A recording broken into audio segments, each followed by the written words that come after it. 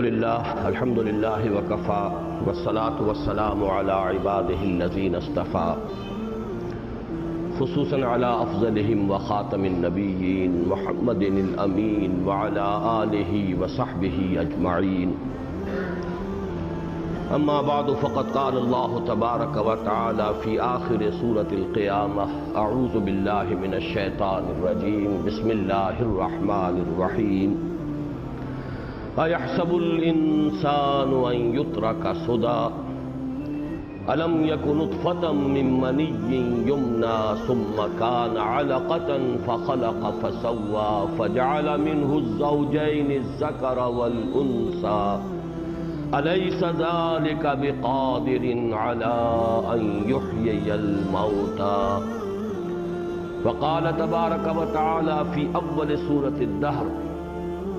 هل أتى على الإنسان حين من الدهر لم يكن شيئا مذكورا إنا خلقنا الإنسان من نطفة أمشاج نبتليه فجعلناه سميعا بصيرا إنا هديناه السبيل إما شاكرا وإما كفورا إنا أعتدنا للكافرين سلاسل وأغلالا وسعيرا صدق الله العظيم رب اشرح لي صدري ويسر لي أمري واحلل عقدة من لساني يفقهوا قولي اللهم ربنا ألهمنا رشدنا وأعصمنا من شرور أنفسنا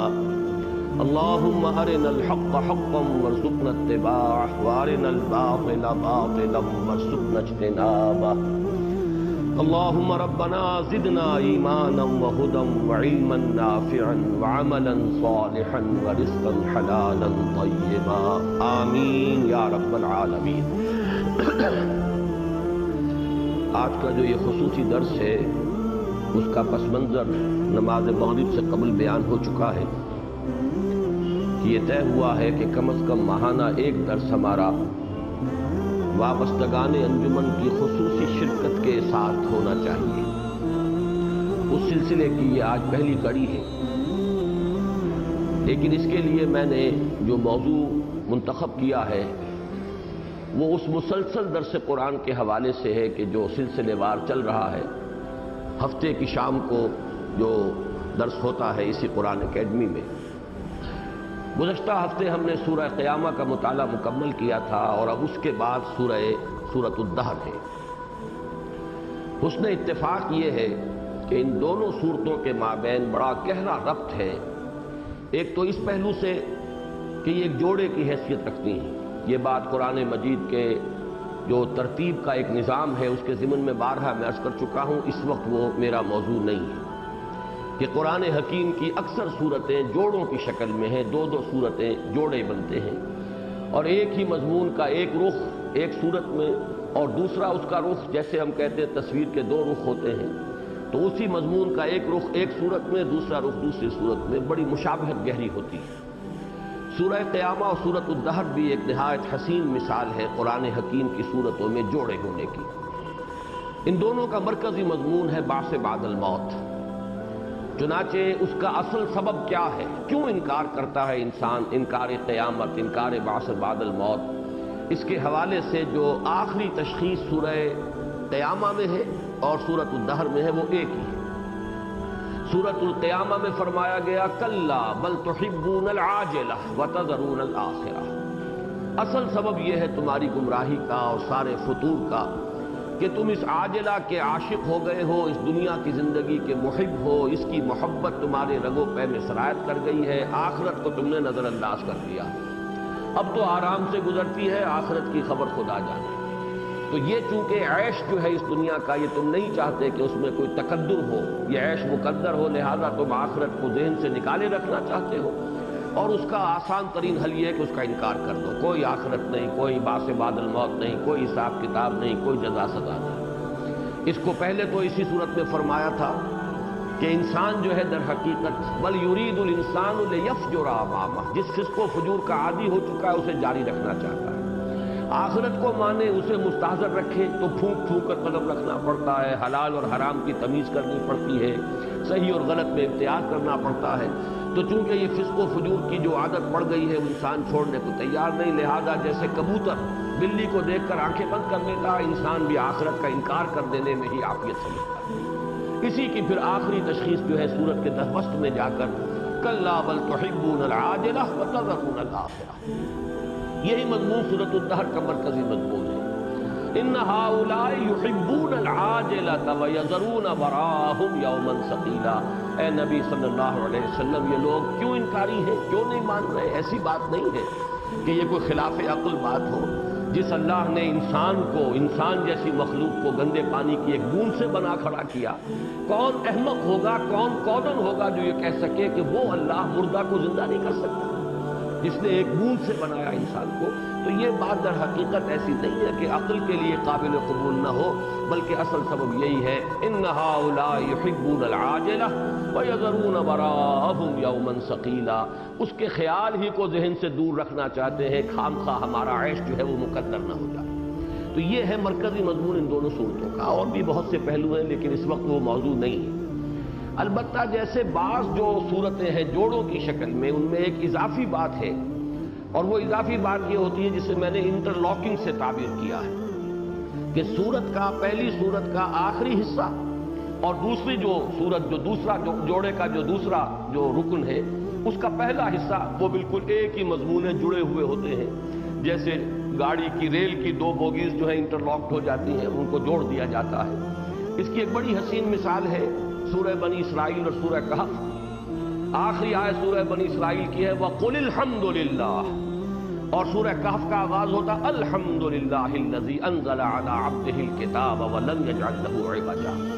وہاں حکم ہے کہو کل حمد، کل تعریف، کل ثنا اللہ کے لیے ہے، اور اسی حکم کی گویا کہ تعمیل کرتے ہوئے اگلی صورت نازل ہو جاتی ہے۔ تورات میں اس کا نقشہ کھینچا گیا ہے کہ حضرت یعقوب اور ان کے بڑے بھائی عیسو، اگرچہ وہ بڑے اسی معنی میں تھے دونوں جڑواں بھائی، لیکن پہلے ان کی ولادت ہوئی، بعد میں حضرت یعقوب کی، تو چاہے وہ چند منٹوں کا فرق ہوا ہوگا تو بڑے اور چھوٹے کی نسبت تو ہو جاتی ہے۔ تو تورات میں یہ آتا ہے کہ یعقوب اپنے بھائی عیسو کی ایڑیاں پکڑے ہوئے تولد ہوا، یعنی پہلے حضرت عیسو کی ولادت ہو گئی اور اس کے بعد حضرت یعقوب کی، اسی لیے ان کا نام یعقوب ہے، عقب سے بنا ہے۔ عقب کے معنی پیچھے آنے والا، اپنے بھائی کا تعاقب کرتے ہوئے گویا کہ یعقوب اس دنیا میں آیا ہے۔ تو جس طریقے سے وہ الفاظ آئے ہیں کہ ایڑیاں پکڑ کر وہ اس دنیا میں آیا ہے، تب اس کی ولادت ہوئی یعقوب کی علیہ الصلوۃ والسلام، ایسے ہی گویا کہ میں کہا کرتا ہوں کہ سورہ کہف جو ہے وہ سورہ بنی اسرائیل کی ایڑیاں پکڑے ہوئے قرآن مجید میں نازل ہوئی ہے، اور بالکل وہی نسبت ہے ان کی۔ میں نے جو ابھی آیات تلاوت کی ہیں سورہ قیامہ کی آخری 4 آیات، اَیَحْسَبُ الْإِنسَانُ أَن يُتْرَكَ سُدًى أَلَمْ يَكُ نُطْفَةً مِّن مَّنِيٍّ يُمْنَىٰ ثُمَّ كَانَ عَلَقَةً فَخَلَقَ فَسَوَّىٰ فَجَعَلَ مِنْهُ الزَّوْجَيْنِ الذَّكَرَ وَالْأُنثَىٰ۔ اب اس میں علم الجنین کے بعد جو مراحل ہیں ان کا تذکرہ ہے۔ اسی سے شروع ہوئی اگلی صورت هَلْ أَتَىٰ عَلَى الْإِنسَانِ حِینٌ مِّنَ الدَّهْرِ لَمْ يَكُن شَيْئًا مَّذْکُورًا إِنَّا خَلَقْنَا الْإِنسَانَ مِن نُّطْفَةٍ أَمْشَاجٍ نَّبْتَلِيهِ فَجَعَلْنَاهُ سَمِيعًا بَصِيرًا اِنَّا هَدَيْنَاهُ السَّبِيلَ إِمَّا شَاكِرًا وَإِمَّا كَفُورًا۔ تو اس حوالے سے میں نے یہ سمجھا کہ آج میں بعض باتیں علم الجنین یا جو ماڈرن ایمبریولوجی ہے اس کے حوالے سے جو چند اکتشافات ہوئے ہیں، اور وہ کوئی زیادہ پرانی بات نہیں ہے، اور اس سے جس طرح قرآن مجید کی حقانیت مبرہن ہو کر سامنے آئی ہے، تو میں اس کی چند باتیں آپ کے سامنے رکھنا چاہتا ہوں۔ لیکن اس سے پہلے علم تفسیر کے بعض بنیادی اصول جو ہمیں اس معاملے کے اندر پیش نظر رکھنے چاہیے، میں ان کا تذکرہ کر رہا ہوں۔ دیکھیے قرآن مجید اصلاً سائنس کی کتاب نہیں ہے، قرآن مجید اصلاً فلسفے کی کتاب نہیں ہے، قرآن مجید اصلاً منطق کی کتاب نہیں، یہ کتاب ہدایت ہے۔ اس میں اگرچہ سائنٹیفک فینومینا جو ہیں ان کے ریفرنسز ہیں، اس میں فلسفیانہ مضامین بھی ہیں، اس میں کہیں کہیں منطق بھی ہے، لیکن اصلاً یہ نہ سائنس کی کتاب، نہ ٹیکنالوجی کی کتاب، نہ کوئی مینول ہے یہ کسی سائنس کا، نہ یہ فلسفے کی کتاب ہے، نہ بعض الطبیعیات کو اس نے اس طور سے ڈسکس کیا ہے جیسے کہ فلاسفہ حضرات کرتے ہیں، اور نہ ہی یہ منطق کی کتاب ہے۔ یہ کتاب ہدایت ہے، انسان کو سیدھا راستہ بتانے کے لیے کتاب نازل ہوئی ہے۔ کتاب ہدایت اسی لیے ھدی للمتقین، ھدی للناس، الہدا،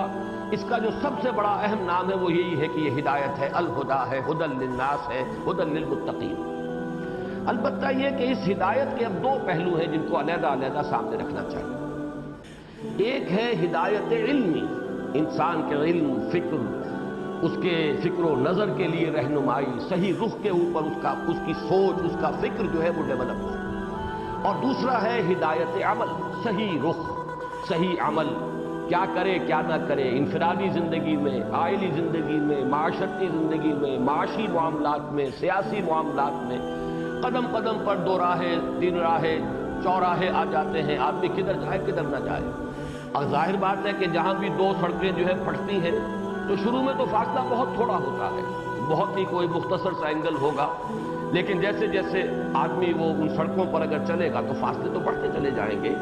اور یہ کہ اگر غلط راستہ انسان نے اختیار کر لیا کسی دو راہے پر یا تراہے پر یا چوراہے پر، تو پھر یہ کہ خشت اول چونے حد معمار کا جتا سریا امیر اول دیوار کا، جتنا آگے بڑھے گا وہ جو ہے غلط، اس کی جو بھی گمراہی ہے اس میں اضافہ ہوتا چلا جائے گا۔ لہذا ہر قدم پر صحیح جو ہے رہنمائی عملی انسان کو مل جائے۔ تو قرآن کتاب ہدایت، لیکن اس ہدایت کے دو پہلو، ایک ہدایت عملی،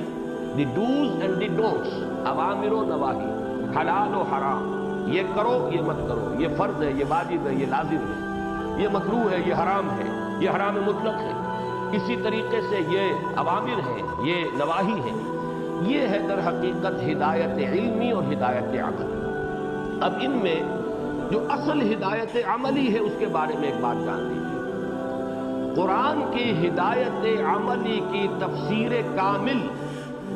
اور مستند ترین تفسیر وہ سنت رسول ہے صلی اللہ علیہ وسلم۔ قرآن کو جیسے حضور نے سمجھا صلی اللہ علیہ وسلم اور اللہ نے سمجھایا ہے محمد الرسول اللہ صلی اللہ علیہ وسلم کو، ثم ان علینا بیانہ، اور پھر اس کو جس طریقے سے آپ نے اپنے عمل میں اختیار کیا، انفرادی زندگی میں، اجتماعی زندگی میں، عائلی زندگی میں، تو گویا کہ جہاں تک ہدایت عملی کا تعلق ہے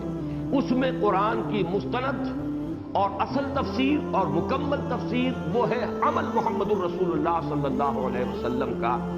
اس اعتبار سے اس بات کو اچھی طرح جان لینا چاہیے کہ قرآن حکیم کی عملی ہدایات کو سمجھتے ہوئے ہمیں گویا کہ اپنا رخ پیچھے کی طرف رکھنا ہے، ماضی کی طرف رکھنا ہے۔ ہمارے اسلاف نے کیا سمجھا، کیسے سمجھا، ان اسلاف نے اپنے اسلاف سے سمجھا۔ یہ امت جو ہے یہ اس کی تاریخ بالکل اگرچہ سیاسی اعتبار سے واقعتاً ہمارے لیے بڑے مایوس کن مراحل بھی آ جاتے ہیں، مسلمانوں کی تاریخ جو مجموعی تاریخ ہے، لیکن علمی اعتبار سے، دینی اعتبار سے اندھیرا نہیں رہا ہے۔ 1400 برس کی ہماری تاریخ جو ہے وہ تاریکیوں کی تاریخ نہیں ہے، اس میں ایک تسلسل ہے عمل کا، تواتر عمل ہے جو چلا آ رہا ہے، اور یہ عمل جو ہے نسل بعد نسل منتقل ہوا ہے۔ حضور کو دیکھ کر صحابہ نے عمل کیا ہے، صحابہ کو دیکھ کر تابعین نے عمل کیا ہے، تابعین سے تابعین، پھر نسل بعد نسل منتقل ہو رہا ہے۔ محدثین بہت بعد میں آئے ہیں، تیسری صدی میں، حدیث کی کتابیں بعد میں مرتب ہوئی ہیں، لیکن عمل جو ہے دین کا وہ تو ظاہر بات ہے تیسری صدی سے شروع نہیں ہوا، وہ تو محمد الرسول اللہ صلی اللہ علیہ وسلم کے دور سے شروع ہوا ہے۔ لہذا عمل کے اعتبار سے جو ہمارا رخ ہونا چاہیے وہ پیچھے کی طرف، دوڑ پیچھے کی طرف ہے گردش ایام تو۔ معیار یہ ہو جانا چاہیے کہ جس چیز کا ثبوت وہ جو ہم کہتے ہیں قرون مشہود لہا بالخیر، جیسے کہ حضور نے فرمایا خیر امتی قرنی ثم الذین یلونہم ثم الذین یلونہم، ایک حضور کا اور آپ کے صحابہ کا دور ہے، پھر صحابہ اور تابعین کا دور ہے، پھر تابعین اور تبع تابعین کا دور ہے۔ یہ تین جو ہے ادوار ہماری اس امت کی تاریخ کے جن کو حضور نے خیر قرار دیا ہے، تو ان کو کہا جاتا ہے قرون مشہود لہا بالخیر، وہ ادوار کے جن کے بارے میں حضور نے گواہی دی ہے کہ وہ خیر ہے۔ تو ہمیں جانا چاہیے، ادھر لوٹنا چاہیے، دوڑ پیچھے کی طرف ہے گردش ایام تو۔ اور اس کا آخری جو اس کی معراج ہے، اس کا منطقی نتیجہ کیا ہے، وہ جو علامہ اقبال کے مشہور اشعار ہیں، میں اس کا اس وقت جو ہے پس منظر بیان نہیں کرنا چاہتا، لیکن وہ آخری شعر ان تین میں سے، بمصطفیٰ برسا خیش را کے دیں ہماؤس، اگر بہو نہ رسیدی تمام بو لحدیث، پہنچاؤ اپنے آپ کو محمد کے قدموں میں صلی اللہ علیہ وسلم۔ اصل سند وہ ہے، وہ دلیل ہے، وہ حجت ہے۔ قرآن بھی ہمیں ان سے ملا ہے، قرآن بھی ہم ان کی گواہی پر مانتے ہیں کہ یہ اللہ کا کلام ہے، لہذا اصل حجت تو محمد الرسول اللہ ہے، اور انہیں جہاں قرآن دیا گیا وہاں جیسے کہ حضور کی ایک حدیث ہے، اوتیت القرآن ومثلہ معہ، مجھے قرآن بھی دیا گیا اور اس جیسی ایک اور شے دی گئی ہے۔ وہ قرآن کا فہم ہے، تفقہ ہے، وہ وحی خفی ہے۔ اللہ تعالیٰ جس طریقے سے اس کے مضامین کو اور سمجھاتا تھا، واضح کرتا تھا محمد الرسول اللہ صلی اللہ علیہ وسلم پر، تو گویا کہ جہاں تک دین کے عمل کا تعلق ہے، میرا یہ مزاج ہے اور میں چاہتا ہوں، عقلی طور پر سمجھتا ہوں یہی مزاج درست ہے، یہی مزاج اختیار کرنا چاہیے عمل کے اعتبار سے پیچھے کی طرف،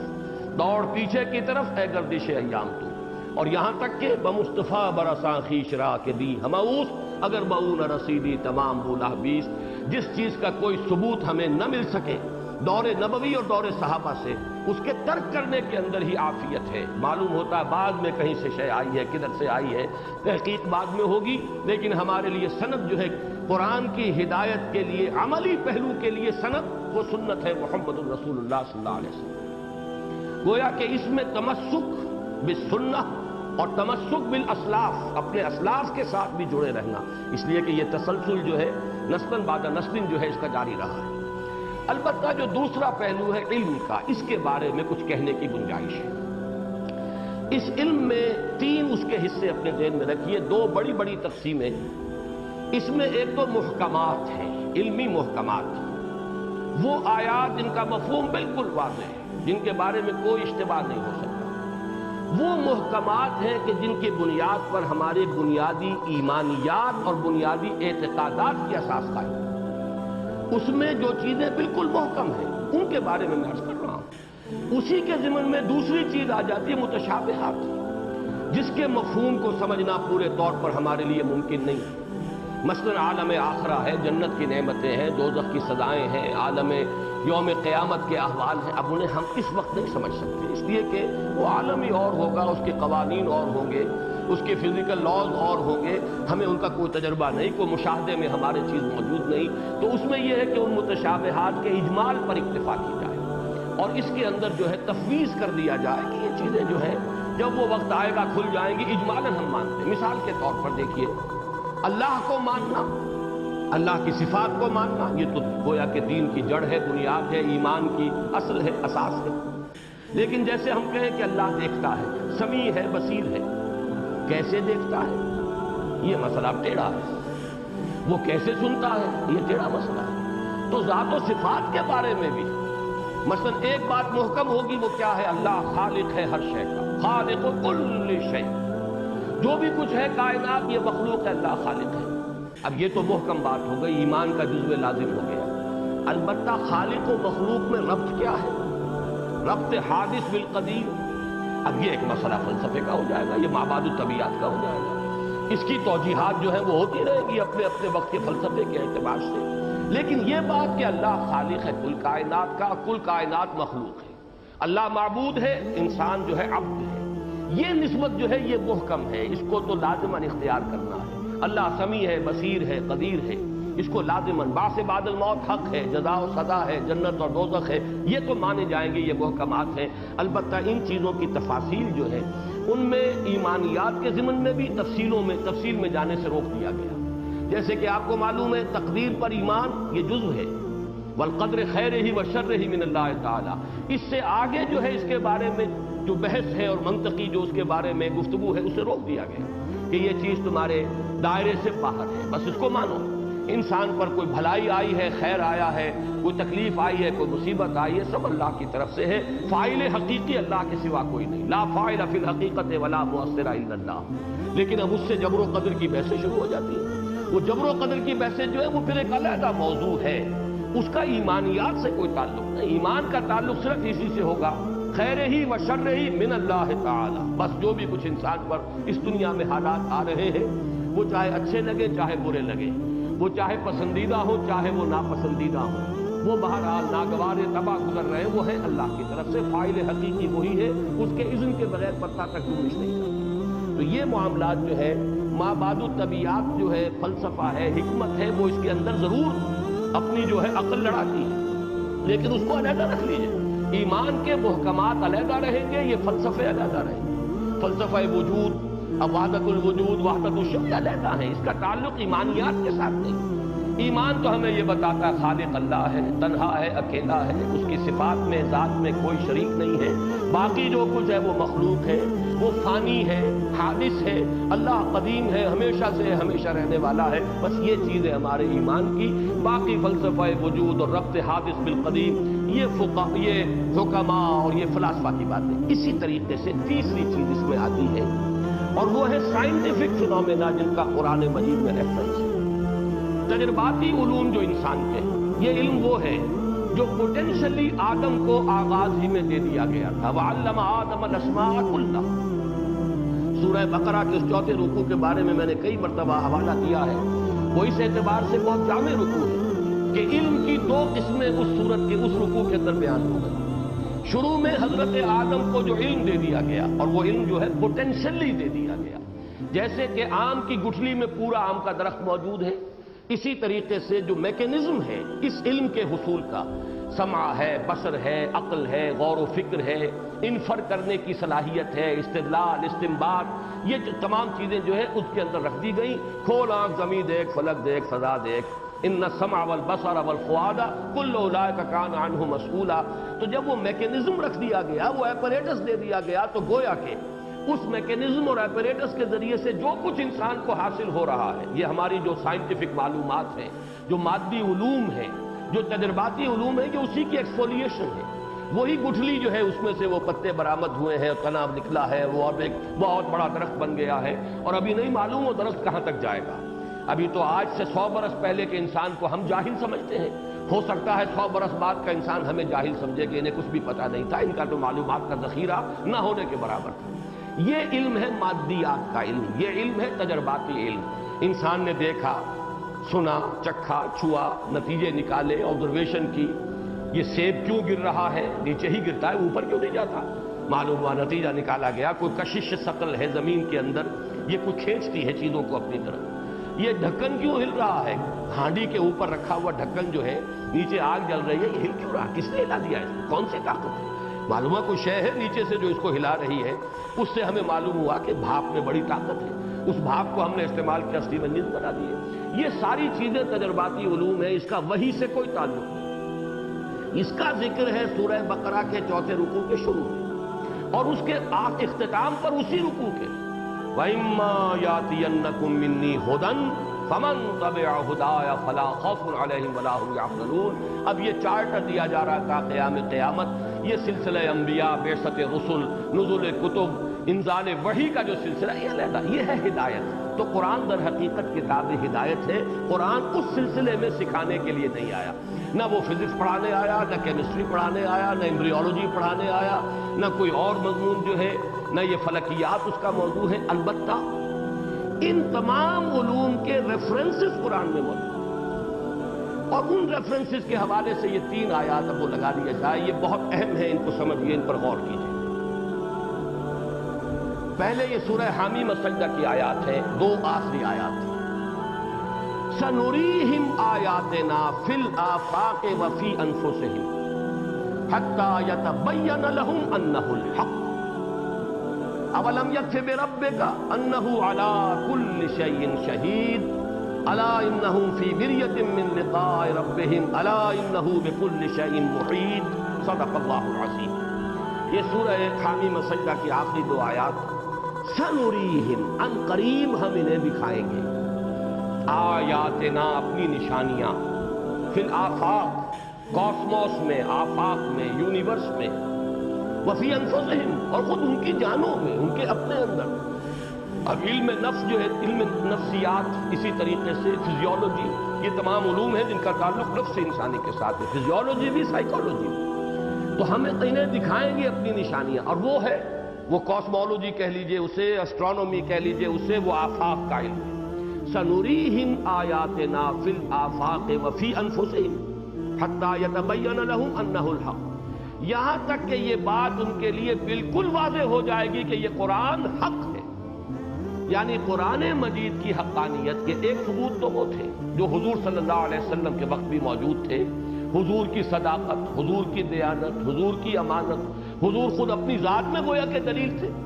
پھر یہ کہ قرآن مجید کی فصاحت، بلاغت، جس کا لوہا عربوں نے مان لیا،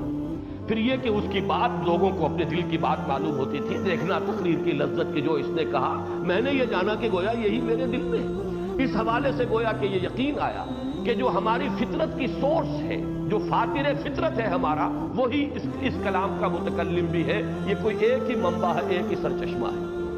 یہ تو چیزیں موجود تھیں اس وقت بھی، لیکن یہ کہ مزید سائنٹیفک حقائق کا منکشف ہوتے چلے جانا، یہ گویا کہ ایک اضافی دلیل بنے گی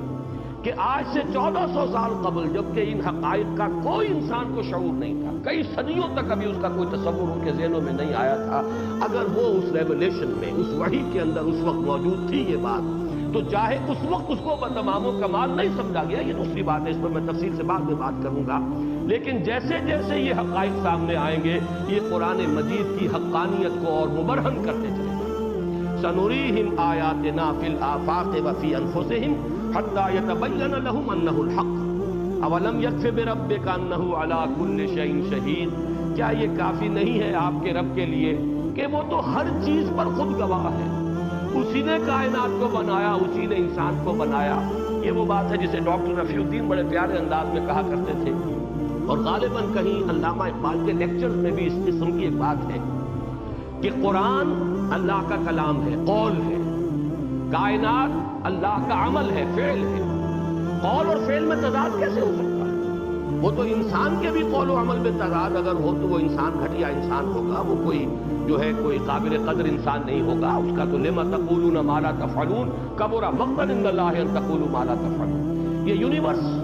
یہ اللہ کا عمل ہے، اللہ نے بنایا ہے، اللہ کی تخلیق ہے، اللہ نے اس کی تخلیق فرمائی ہے، اور قرآن اللہ کا قول ہے، قول اور عمل میں تضاد نہیں ہو سکتا۔ یہ ضرور ہو سکتا ہے کہ قرآن کے قول کو آج سے 1000 برس پہلے صحیح طور پر نہ سمجھا جا سکا ہو،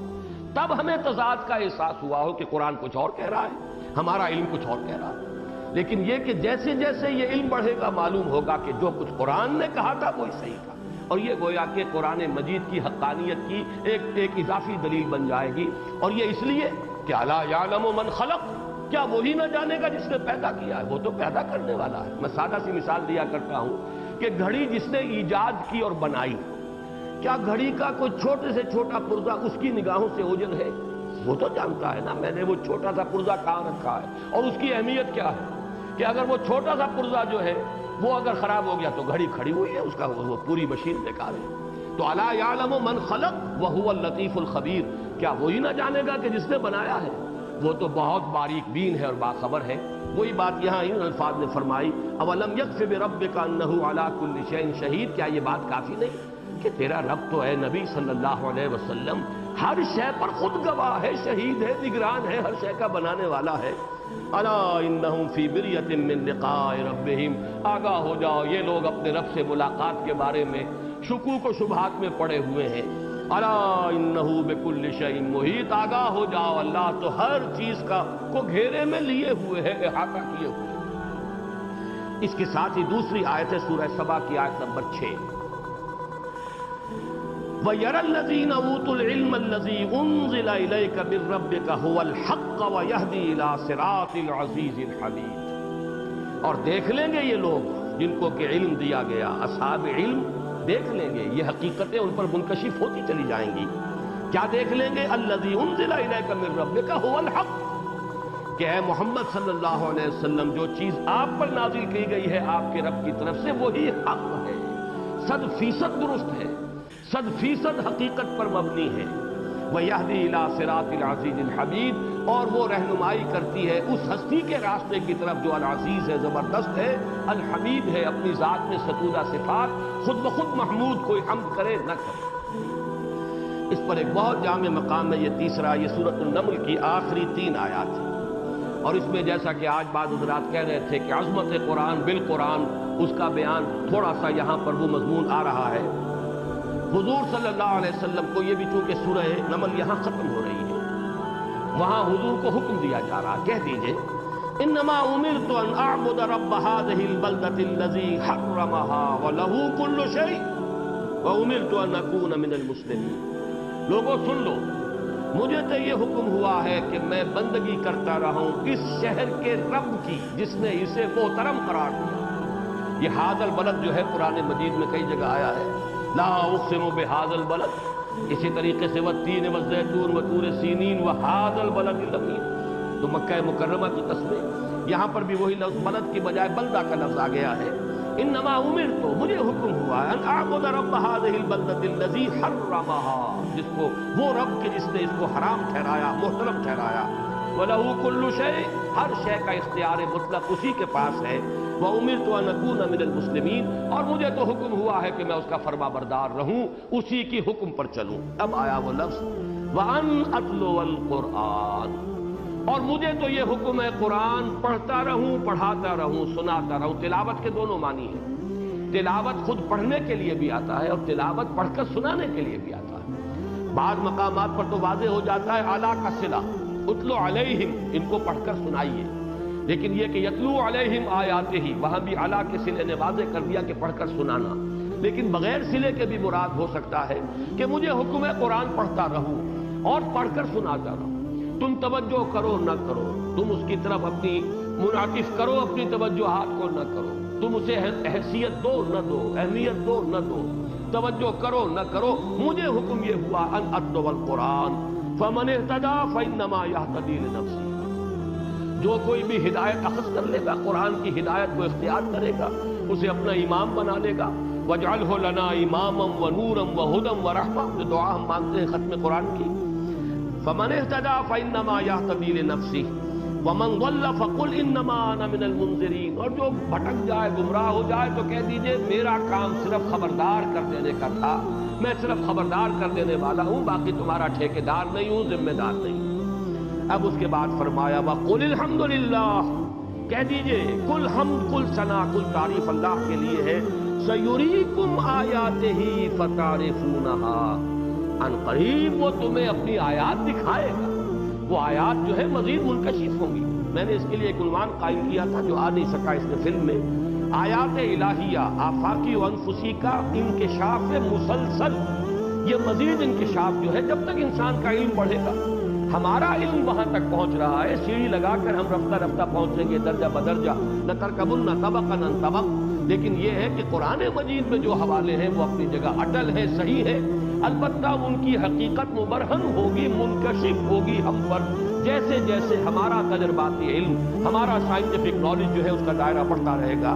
وَقُلِ الْحَمْدُ لِلَّهِ سَيُرِيكُمْ آيَاتِهِ فَتَعْرِفُونَهَا، وہ دکھائے گا تمہیں اپنی آیات تو تم انہیں پہچان لو گی، ہاں یہ بات تھی جو قرآن میں کہی گئی تھی۔ آج حقیقت منکشف ہوئی ہے، آج ہم اس مقام تک پہنچے ہیں کہ قرآن کی اس بات کو سمجھ سکے، وَمَا رَبُّكَ بِغَافِلٍ عَمَّا يَعْمَلُونَ تعملون، اور تمہارا رب غافل نہیں ہے اس سے کہ جو کچھ تم کر رہے ہو، اور اے نبی آپ کا رب غافل نہیں ہے اس سے جو کچھ کہ تم لوگ کر رہے ہو۔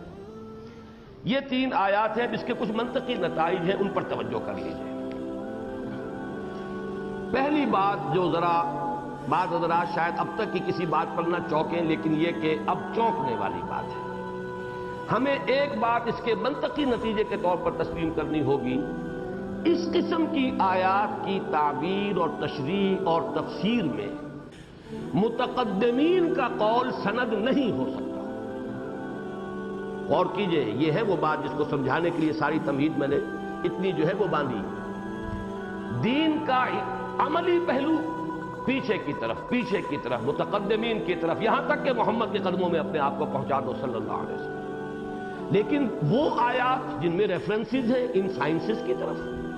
فینومینا آف دی نیچر کی طرف، وہ چاہے ایسٹرونومی سے متعلق ہو، چاہے جیولوجی، علم طبقات الارض، بار بار قرآن مجید میں اس کا تذکرہ ہے، چاہے وہ ایمبریولوجی، علم الجنین سے متعلق ہو، یہ جتنی بھی سائنسز ہیں ان کی طرف جو ریفرنسز ہیں قرآن مجید میں، ان کے ضمن میں متقدمین کی آراء کو سند قرار دے دینا کہ چونکہ یہ کہا امام رازی نے، یہ کہا زمخشری نے، یا یہ کہا اکرمہ نے، یا یہ کہا ہے فلاں نے، یہ دلیل جو ہے قطعی ان چیزوں میں نہیں مانی جائے گی۔ اس میں سب سے بڑی ہمارے سامنے ایک مثال ہے، قول فیصل ہے محمد الرسول اللہ صلی اللہ علیہ وسلم۔ اس کو ہر شخص کو چاہیے کہ وہ اپنے سامنے رکھے، اس لیے کہ یہ بات بہت بڑی ہے جو میں کہہ رہا ہوں، اور اس میں وہ واقعہ جو ہے بہت مشہور ہے، اور اس کو بھی ظاہر بات ہے جن حضرات نے زوالوجی باٹنی پڑھی ہے وہ زیادہ سمجھتے ہیں اس واقعے کو۔ آرٹیفیشل پولینیشن کا معاملہ تھا۔ حضور صلی اللہ علیہ وسلم مکے میں پیدا ہوئے، مکے میں پلے بڑھے، تجارت آپ نے کی، لہذا تجارت اور اس کے تمام متعلقات سے تو آپ خوب جانتے تھے، واقف تھے، ماہر تھے، لیکن وہ وادی غیر ذی زراعت تھی، اس میں زراعت تھی نہیں، لہذا زراعت کی چیزیں جو ہے حضور کے علم میں نہیں تھی، اور یہ تجرباتی علم ہے۔ یہ قرآن جو ہے وہ زراعت سکھانے کے لیے نہیں آیا، نہ نبی زراعت کی تعلیم دینے کے لیے بھیجے گئے، اس اعتبار سے وہ بھی تجرباتی علوم کا دائرہ ہے۔ اب حضور جب ہجرت فرما کر مدینے تشریف لائے تو آپ نے دیکھا کہ یہ لوگ، مدینے والے لوگ، ان کا تجربہ تھا۔ جو آپ کو معلوم ہے کہ جو میل فلاورز اور فیمیل فلاورز ہیں، یہ بڑا عجیب درخت ہے، یہ جو کھجور کا درخت ہے یہ بالکل اینیمل کنگڈم اور پلانٹ کنگڈم کی سرحد پر کھڑا ہے۔ اس میں بعض جو اینیملز کے خصائص بالکل واضح ہیں، اگرچہ ظاہر بات ہے درخت ہے، جڑ اس کی گڑی ہوئی ہے زمین میں، وہ چل پھر نہیں سکتا، لیکن یہ کہ میل اور فیمیل فلاورز علیحدہ۔ اب ان کی جو ہے فرٹیلائزیشن کے لیے وہ یہ کرتے تھے، انہیں قریب کر دیتے تھے ایک دوسرے سے تاکہ ان کی فرٹیلائزیشن کا امکان زیادہ پیدا ہوتا۔ یہ آرٹیفیشل پولینیشن تو آج کل ہوتی ہے، لیکن یہ کہ یہ بھی اس کی ایک تدبیر تھی۔ حضور نے دیکھا تو آپ نے شاید یہ سمجھا، گمان کیا کہ یہ فطرت کے معاملات میں اس طرح کی دخل اندازی کی آخر کیا ضرورت ہے؟ فطرت اپنے معاملات کو خود چلاتی ہے، خود پورا بندوبست ہوتا ہے۔ تو آپ نے ایسے ہی فرما دیا سرسری طور پر، اگر آپ لوگ ایسا نہ کریں تو کیا ہے؟ یہ فرمان حضور کا، اب چونکہ یہ بھی عمل سے متعلق تھا، یہ نوٹ کر لیجیے، اس کو صحابہ نے، انصار نے گویا کہ حکم سمجھا، نہیں کیا۔ اب جسے آپ پنجابی میں جھاڑ کہتے ہیں، فصل جو ہے کم ہو گئی۔ اب جب تجربہ یہ سامنے آیا، فصل اتنی نہیں ہوئی جیسی کہ وہ اہتمام کے ساتھ جب یہ پولینیشن کرتے تھے تو جتنی فصل ہوتی تھی نہیں ہوا، تو اب نبی زبان میں ڈرتے ڈرتے جا کر حضور سے عرض کیا کہ حضور آپ نے یہ فرمایا تھا کہ تعبیر نخل، یہ تعبیر حمزہ سے ہے، عین سے نہیں ہے، تعبیر اور ہے، تعبیر خواب کی ہوتی ہے یا کسی بات کی، اور ایک ہے تعبیر، یہ حمزہ کے ساتھ ہے، تعبیر نخل، یعنی اس طریقے سے ان کے اندر ایک آرٹیفیشل جو ہے پولینیشن کا اہتمام کرنا، تو یہ اگر نہ کرو تو کیا ہے، ہم نے نہیں کیا، فصل کم ہوئی۔ تو حضور کے اب یہ الفاظ نوٹ کر لیجئے، اس کو ذہن میں بٹھا لیجئے، انتم اعلم بامور دنیاکم،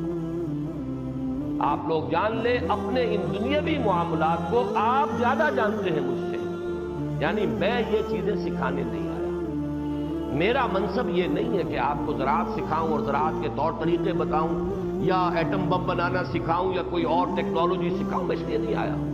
میں تو جو اخلاق کی تعلیم دینے آیا، اوامر و نواہی کی تعلیم دینے آیا، بنیادی ایمانیات کی تعلیم دینے آیا، اسے پکڑو مضبوطی کے ساتھ۔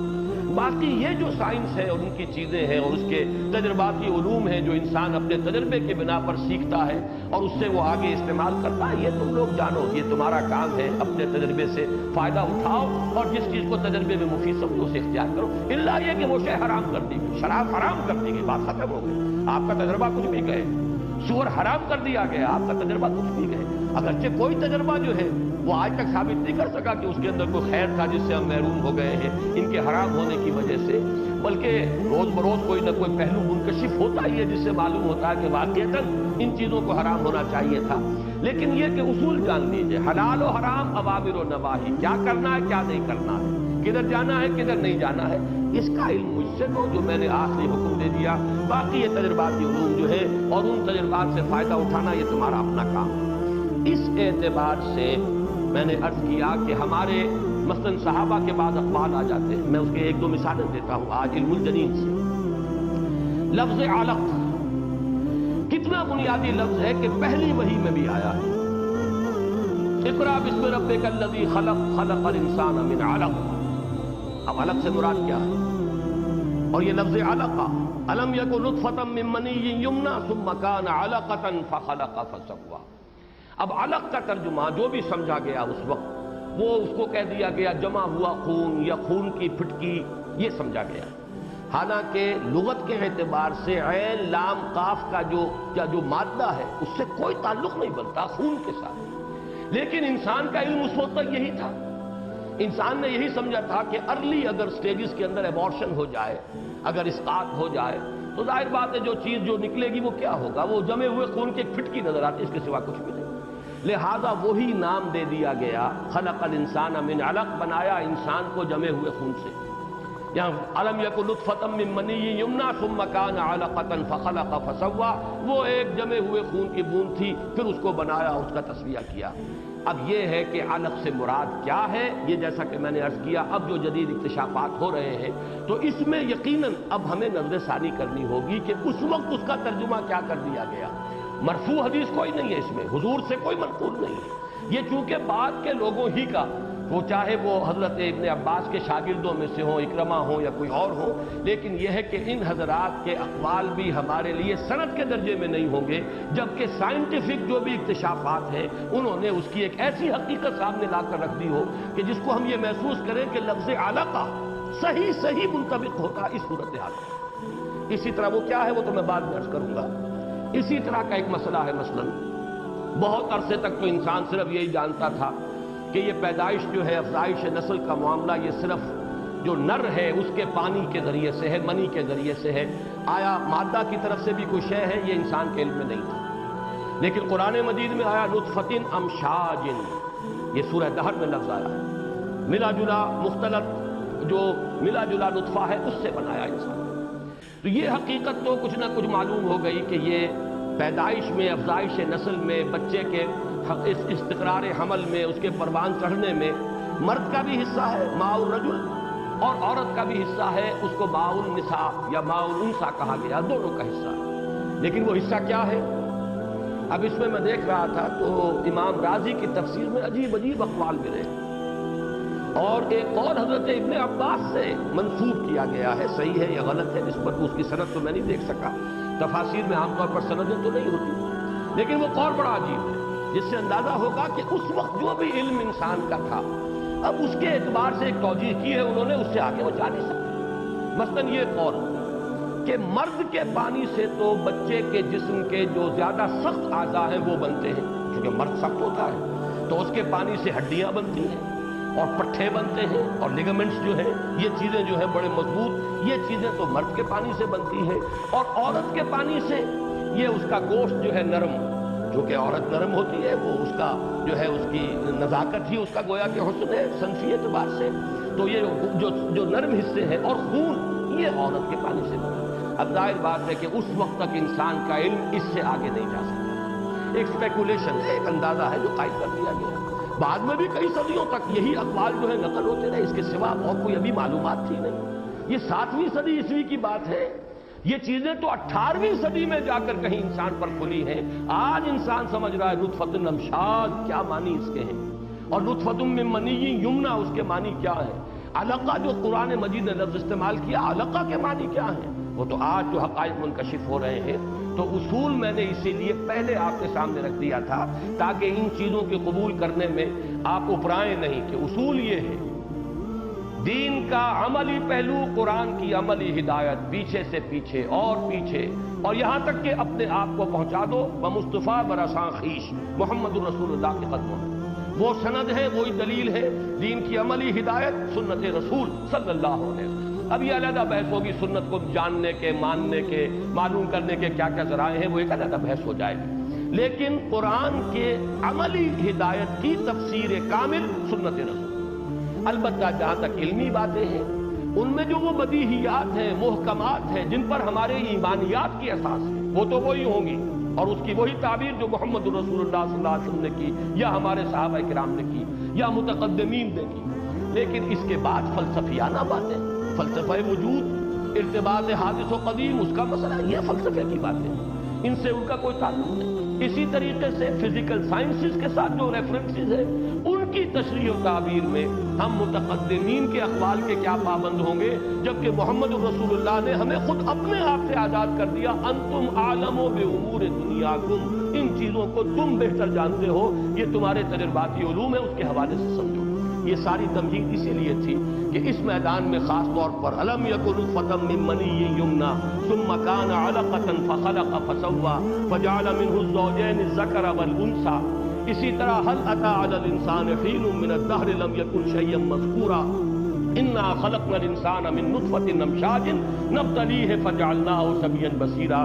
اس ضمن میں آج آپ کو انٹروڈیوس کرا رہا ہوں کہ کچھ کام خاص طور پر ہوا ہے کنگ عبدالعزیز یونیورسٹی جو جدہ میں ہے، وہاں کا جو اناٹمی ڈپارٹمنٹ ہے اس میں 2 حضرات ہمارے پاکستانی بھی کام کر رہے ہیں، یہاں بہت سے جو ہمارے ڈاکٹرز موجود ہیں اس وقت، شاید ان کے کلاس فیلوز میں سے یا ان سے کچھ سینئر یا جونیئر لوگ ہوں گے۔ ڈاکٹر نواب محمد خان بھی وہاں کام کر رہے ہیں اور ڈاکٹر محمد طاہر، یہ 2 پاکستانی، باقی وہاں پہ اچھا گروپ ایک بنا ہوا ہے۔ کوئی 7-8 سال سے یہ لوگ ایمبریولوجی اور قرآن مجید میں اور حدیث میں جو حوالے آئے ہیں ان کے اوپر ریسرچ ورک کر رہے تھے، اور اس میں ان کے ساتھ خاص طور پر تعاون ہو رہا تھا کینیڈا کی ٹورنٹو یونیورسٹی جو ہے، یونیورسٹی آف ٹورنٹو، اس کا جو اناٹمی ڈپارٹمنٹ ہے، اس کے head doctor Keith L Moore, یہ بھی ان کے ساتھ شریک ہیں، اور ایک اور صاحب ہیں ڈاکٹر رابرٹ ایڈورڈز،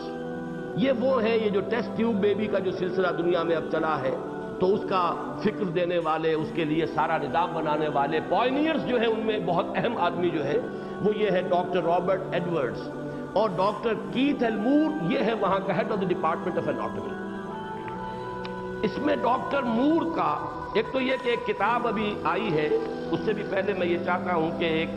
وہاں کے اخبار میں ایک چیز چھپی تھی، یہ گلوب اینڈ میل ہے ٹورنٹو کا، تھرسڈے نومبر 22، 1984۔ اب ظاہر بات ہے اسے آپ پڑھ نہیں سکیں گے، میں صرف یہ کہ اس کی جو اوپر کی ہیڈ لائن ہے وہ آپ پڑھ سکیں گے۔ یہ اس کا میں نے یہ فوٹو سٹیٹ ہے جو یہاں اس کی ایک فلم بنائی ہے، expert on embryo growth explains Quran mystery.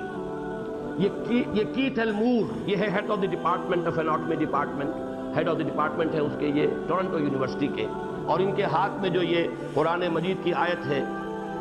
ثم من مضغۃ مخلقۃ وغیر مخلقۃ، یہ سورہ حج کے اندر جو الفاظ آئے ہیں اس کے حوالے سے یہ کچھ ایکسپلین کر رہے ہیں۔ تو یہ میرے پاس موجود ہے، جن حضرات کو ضرورت ہو یہ میں اس کی فوٹو سٹیٹ کاپیز آپ کو دے دوں گا۔ اس میں انہوں نے تسلیم کیا ہے کہ میں شدید حیران ہوں کہ وہ چیزیں کہ جو 18ویں صدی سے پہلے انسان کو معلوم نہیں تھی، قرآن مجید میں ان کا تذکرہ صحیح معلوم ہوتا ہے کہ اپلیکیشن صحیح تعبیر یہ ہے۔ کہاں وہ 7ویں ہجری جس میں یہ قرآن، 7ویں صدی عیسوی جس میں قرآن نازل ہوا، جبکہ انسان کے پاس کوئی معلومات سرے سے تھی۔ ان میں سے کیا کیا چیزیں انہوں نے نوٹ کی ہیں وہ میں بعد میں آپ کو بتاؤں گا۔ تو یہی ہے وہ ڈاکٹر کیتھ ایل مور، ان کی یہ کتاب ہے جو کہ ایمبریولوجی کے موضوع پر دنیا میں بہت بڑی سٹینڈرڈ کی کتاب، ٹیکسٹ بک کی حیثیت سے مانی جاتی ہے۔ یہ نمبر 3 دے آؤ، یہ اس کتاب کا ٹائٹل ہے جو آپ دیکھ سکتے ہیں، the developing human clinically oriented embryology, Keith L Moore. لیکن اس کے نیچے دیکھیے، with Islamic editions correlations studies with Quran and Hadith. یہ عبد المجید ازندانی ہے، غالباً مصری ہے، جو وہاں پر کام کر رہے ہیں، اور یہ ہے اس کتاب کا مین ٹائٹل۔ البتہ اس کے اندر اس کا سب ٹائٹل جو ہے وہ بھی دیکھ لیجئے، وہاں زیادہ واضح ہو جائے گی بات۔ نیکسٹ،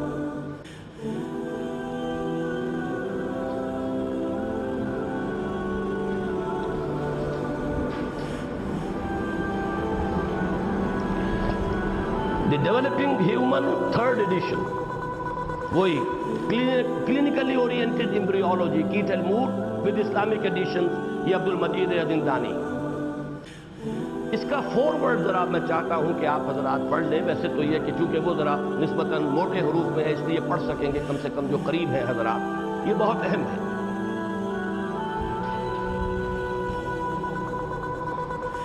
میں پڑھ کر سنا رہا ہوں آپ کو۔ It has been a real pleasure for me to assist Sheikh Abdul Majid Azindani with the preparation of this Islamic edition of my textbook of embryology۔ Text book تو اس کی ہے اصلاً مور کی، لیکن اس کے اندر جو ریفرنسز ہیں قرآن مجید کے ان کو ایڈ کیا گیا ہے ان کے حوالوں سے، وہ جو ہے یہ ازندانی صاحب کا کام ہے۔ With the preparation of this Islamic edition of my textbook of embryology, the text is the same as the original,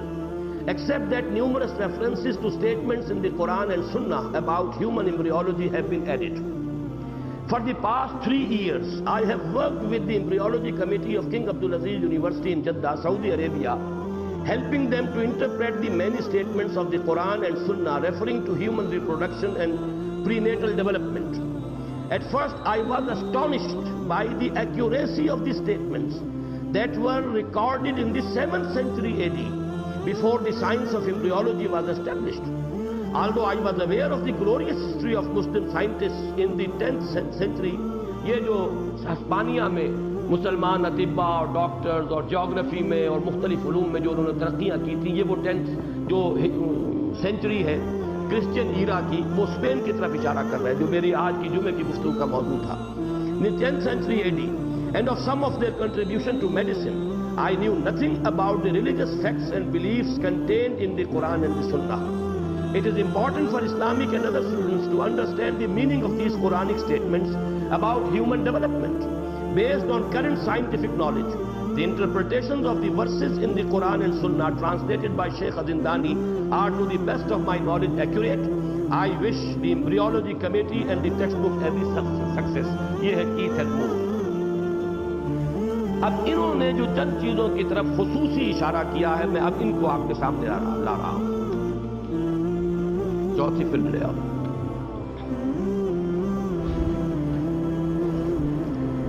اب یہ تو بڑا مشکل ہے آپ لوگوں کے لیے شرح پڑھنا اس کا.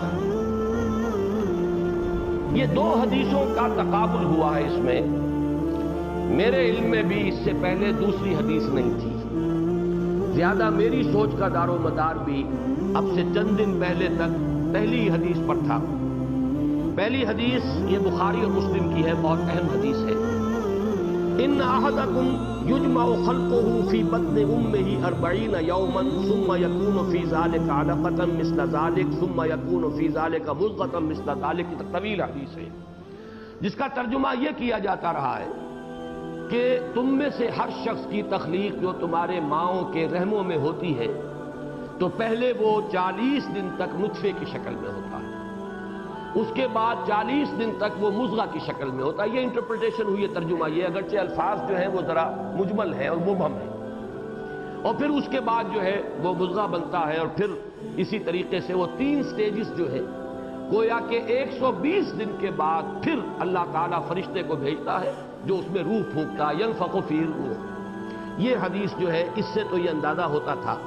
کہ علقہ سٹیج جو ہے وہ پہلے 40 دن ہے، پھر مضغہ ہے اس کا، پھر مخلقہ غیر مخلقہ. یہ 40 دن کے یہ گویا کہ 3 بنتے ہیں حصے، جس کے بعد کے نفخ روح ہوتا ہے. لیکن دوسری حدیث جو انہی حضرات کی اس ریسرچ کے نتیجے میں سامنے آئی ہے، مسلم شریف کی روایت ہے، یہ بھی کوئی کم نہیں ہے سند کے اعتبار سے. یہ بہت کلیئر حدیث ہے کہ جو جدید جو بھی اب اکتشافات ہیں اور جدید جو نظریات ہیں اس کے ساتھ کامل مطابقت رکھنے والی ہے. اور اس میں بہت ہی تعین کے ساتھ 42 دن کا لفظ آیا ہے. یہ رواہ مسلم کتاب القدر. اذا مر بالنطفة 42 لیلۃ. جب نطفے کو رحم مادر میں 42 راتیں گزر جاتی ہیں، رات اور دن یہ در حقیقت اس کے لیے قرآن مجید میں لفظ رات آ جاتا ہے. 42 دن گزر جاتے ہیں. بعث اللہ الیہا ملکا فصورہا. تو اللہ تعالیٰ اس کی طرف فرشتے کو بھیجتا ہے جو اس کی کامل نقشہ کشی کر دیتا ہے. تصویر صورہا، گویا کہ 42 دن میں بچے کی جنین کی نقشہ کشی ہو جاتی ہے، اس کی صورت جو ہے وہ بن جاتی ہے، وہ واقعتاً ایک انسان کا حیولہ معلوم ہونے لگتا ہے. وَخَلَقَ سَمْعَهَا وَبَصَرَهَا. اور اسی 42 دن کے بعد اس کی سماعت اور بصارت، آنکھ اور کان کا بھی تخلیق جو ہے وہ ہو جاتی ہے. وَجِلْدَهَا وَلَحْمَهَا وَعِظَامَهَا. اور نہ صرف آنکھ اور کان بلکہ اس کی کھال اور اس کا گوشت اور اس کی ہڈیاں. ثم قال. اب فرشتہ یہ سارے کام کر کے پھر وہ اللہ سے پوچھتا ہے، یا رب اذکر ام انثی. پروردگار اب یہ بھی حکم مجھے دے کہ میں اسے لڑکا بناؤں یا لڑکی. فیقضی ربک ما شاء. تو تیرا رب فیصلہ کرتا ہے جو وہ چاہتا ہے. وَيَكْتُبُ الْمَلَكُ. اور فرشتہ بھی اسی کے مطابق لکھ دیتا ہے، بات طے کر دیتا ہے کہ اب اس جنین کو لڑکا بننا ہے یا لڑکی. اس کے ضمن میں یہ بہت ہی عمدہ بات ہے کہ پہلی حدیث پر اور اس حدیث کے مابین مطابقت میں کوئی آج کی نئی بات نہیں ہے. اگر یہ صرف ان حضرات کی طرف سے بات آئی ہوتی تو شاید میں بھی کچھ شک کرتا، لیکن جو ان حضرات نے بات قرار دی ہے، پہلی حدیث کی توجیہ کی ہے دوسری حدیث کی روشنی میں، اور اس کو یہ کہا ہے کہ اصل میں یہ 40 دن نہیں ہے بلکہ ایک ہی 40 دن کے عرصے میں یہ علقہ اور مضغہ کی ساری سٹیجز مکمل ہو جاتی ہیں، جو کہ اس دوسری حدیث سے ثابت ہو رہا ہے. اور یہ رائے جو ہے ایک ہمارے بہت بڑے امام جو ہے غالباً 7ویں صدی کے ہی ہے، صدی ہجری کے، وہ ہیں ابن زملکانی. ان کی شرح ہے جو یہاں پر اس کی موجود تو ہے میرے پاس، لیکن ظاہر بات ہے کہ اس وقت اس پورے کو پڑھنا جو ہے وہ میں صرف سند کے طور پر دے رہا ہوں کہ ان حضرات نے اس بات کی وضاحت کے لیے زملکانی کو کوٹ کیا ہے کہ یہ رائے آج ہی کی نہیں ہے، پہلے بھی ہمارے ائمہ میں سے اس رائے تک پہنچ چکے تھے کہ یہ وہی پہلے 40 دن کے اندر علقہ اور مضغہ کی یہ ساری شکلیں جو ہے گزر جاتی ہیں۔ اب آگے چلیے، نطفہ،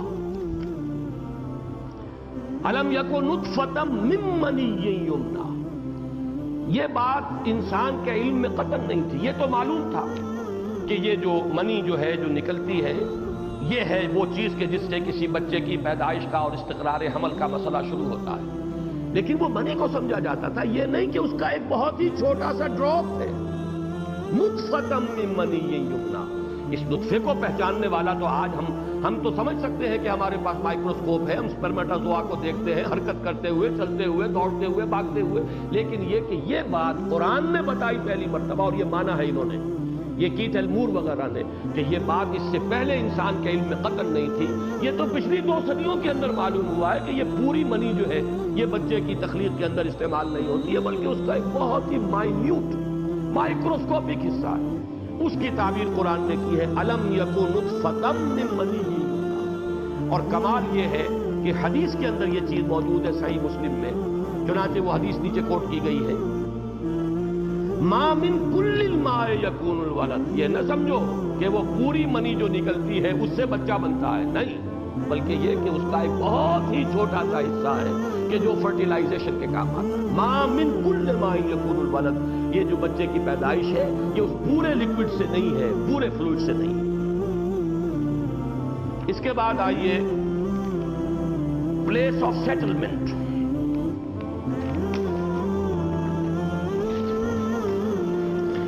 اس میں جو چیزیں آج ہمیں معلوم ہوئی ہیں، قرآن کہتا ہے ثم جعلناہ نطفۃ فی قرار مکین، ایک ایسی جگہ پر اس نطفے کا استقرار ہوتا ہے، اسے ہم قرار پکڑا دیتے ہیں، تو بہت ہی مضبوط بڑی مستحکم جگہ ہے۔ رحم مادر اور اس کی جو وال ہے، وال آف دا یوٹرس، اس کی واقعتاً جو ہے جو لوگ بھی جنہوں نے پڑھی ہے یہ ایناٹومی اور پھر ایمبریولوجی خاص طور پر وہ جانتے ہیں، اسے کہا گیا قرار مکین، اور خاص طور پر اسی کیت ایلمور نے بہت ہی اسٹانشمنٹ کا اظہار کیا ہے کہ قرآن مجید نے کہا ہے یخلقکم فی بطون امہاتکم، یہ دوسری کالم کے اندر یہ آیت موجود ہے، خلقا من بعد خلق فی ظلمات ثلاث،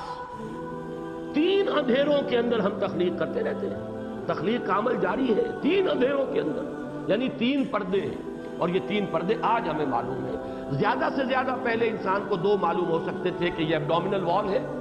پھر یوٹرائن وال ہے، لیکن یہ کہ اس کے بعد جو وہ پلیسنٹا اور ایمنیون اور اس کی وہ جو جھلی ہے جس کے اندر کے بچہ لپٹا ہوا ہوتا ہے، یہ تیسرا ہے۔ 3 اندھیروں کے اندر، 3 پردوں کے اندر تخلیق ہو رہی ہے، اور یہ ہے تمہارے رب کی تخلیق کا کمال۔ اب آئیے جو اصل لفظ علقہ، یہ علقہ کا لفظ جو سمجھا گیا، جس کی میں نے مثال آپ کو دی تھی کہ اس کے بارے میں یہ سمجھا گیا کہ یہ علقہ جو ہے یہ جمی ہوئی بوند ہے، خون کی جمی ہوئی بوند، خون کی پھٹکی، الدم الجامد، اس لیے کہ اس کے سوا اس سے پہلے جب تک کہ یہ ایمبریولوجی کا علم یہاں تک نہیں آیا تھا، ممکن نہیں تھا کہ کوئی اور ترجمہ کر سکتے، اس لیے کہ جو کوئی انسان کو نظر آتا تھا وہ یہی نظر آتا تھا کہ اگر کوئی ابارشن ہو گیا ہے تو کوئی ایک جیسے خون کی جمی ہوئی پھٹکی ہے وہ نکل آئی، اس کے سوا تو کچھ نہیں۔ لیکن آج اصل میں ایمبریولوجی جہاں تک پہنچی ہے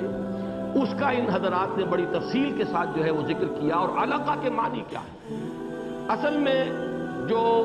ماں کی اووری میں سے اووم نکلتا ہے، پھر وہ فلیپین ٹیوبز کے اندر سے ہو کر پہنچتا ہے، فرٹیلائزیشن وہاں ہوئی، پھر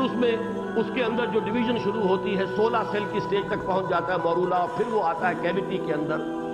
یہاں آ کر وہ امبیڈ ہوتا ہے۔ اب دو جو تبدیلیاں اس کے اندر پیدا ہوتی ہیں، ایک تو پہلے وہ سالڈ بال ہوتی ہے سیلز کی، خلیات کا ایک بڑا ہی ٹھوس سا ایک یوں سمجھیے کہ گیند ہے، اس کے بعد اس میں کیویٹی ظاہر ہوتی ہے، ایک طرف ایک لیئر سیل کی ہے اور ایک طرف جو ہے وہ سیل مجتمع ہو جاتے ہیں گچھے کی شکل میں، پھر یہ رحم مادر کے ساتھ اٹیچ ہو جاتا ہے، اور وہی جو گچھے والا حصہ ہے وہ قریب آتا ہے رحم مادر کی، یہ اس کی تصاویر ہے، اس کو نوٹ کر لیجیے، اور اس کے بعد وہ اس سے چمٹ کر لٹک جاتا ہے جیسے کہ جوک ہو۔ علقہ کا لفظ بنا ہے تعلق، علق، معلق، تعلیق، کسی چیز سے جڑ جانا، مل جانا، معلق جو شے کو لٹکی ہوئی ہو.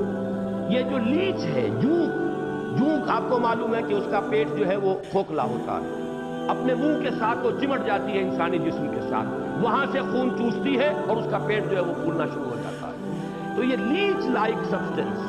دی لیچ سٹیج اس کو کہا گیا. علقہ اوپر ذرا جو اس کی جو انگریزی والا حصہ اس کو سامنے لاؤ. یہ انہوں نے عنوان قائم کیا ہے دی لیچ سٹیج العلقہ. اور اس کے لیے پھر میں نے ایک اور کتاب ہے جو اس سے پہلے چھپ چکی تھی عربی زبان میں، تفسیر سورہ علق، اس کے مباحث، وہاں سے میں نے یہ تصاویر لی ہیں. نیچے لے آؤ اس کو. یہ پہلی سٹیج یہ ہے کہ رحم مادر کی دیوار کے ساتھ وہ لگ رہا ہے، اور جو جہاں زیادہ سیل ہے وہ وہاں سے چمٹ گیا ہے، ادھر سے خالی اس کا پیٹ نظر آ رہا ہے. ابھی یہ علقہ کی شکل میں معلق ہے، جونک کی طرح چمٹا ہوا ہے رحم مادر کی دیوار کے ساتھ. یہ ہے علقہ کا اصل مفہوم. اور آج یہ بات واضح ہوئی ہے انسان پر کہ اس پہلی سٹیج کو نطفے کے بعد جو اس کی سٹیج آتی ہے اسے علقہ کیوں کہا گیا ہے. نیچے کی تصویر میں جب یہ پوری طرح امبیڈ ہو گیا وہ شکل بتائی گئی ہے، جیسے کہ کوئی ایک انگوٹھی ہوتی ہے، اس کا ایک نگ، وہ نگ لگا ہوا ہے اندر، وہاں سے وہ خون اب چوس رہا ہے، اور رحم مادر میں سے خون لے کر اب یہ جو ہے جنین اس کا ارتقاء شروع ہوگا. یہ ہے پہلی سٹیج، دی لیچ سٹیج اور دی علقہ سٹیج. نیکسٹ،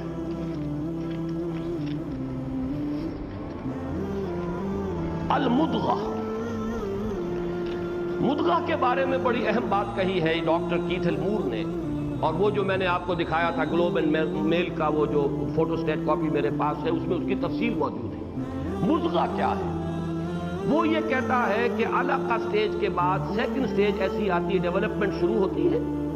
اور اس کے بعد اس امبریو کی شکل ایسی ہوتی ہے کہ جیسے کسی چیز کو چبا دیا گیا ہو. اس نے خاص طور پر کر کے دکھایا یہ کہ پلاسٹک کا ایک گولا سا لیا، اس کو اوول کیا، اپنے منہ میں اس کو دانتوں کے درمیان دبایا، اور دبا کر نکال کر لوگوں کو دکھایا. وہ دانتوں کے نشان اس پر پڑ گئے کہ بالکل اس لیے کہ یہ جو مضغہ لفظ بنا ہے، مغض یمغض، اس کے معنی ہے چبانا، چبائی ہوئی شے. ہمارے ہاں تراجم میں آپ کو ملے گا لوتھڑا،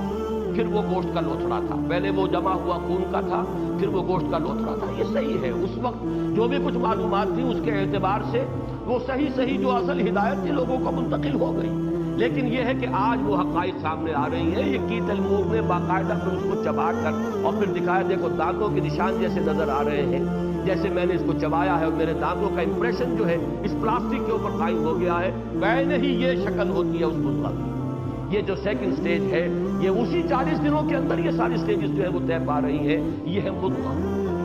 ثم من مضغۃ مخلقۃ وغیر مخلقۃ، غیر مخلقۃ. پھر اس کے اندر رفتہ رفتہ اس مضغہ کے اندر وہ جو آرگنز ہیں ان کا ارتقاء شروع ہوتا ہے. اس کی بھی کچھ تصویریں اور بھی ہیں میرے پاس، لیکن میں اب اس مزید تفصیل میں نہیں جانا چاہتا. تو اب یہ جو حقائق ہیں،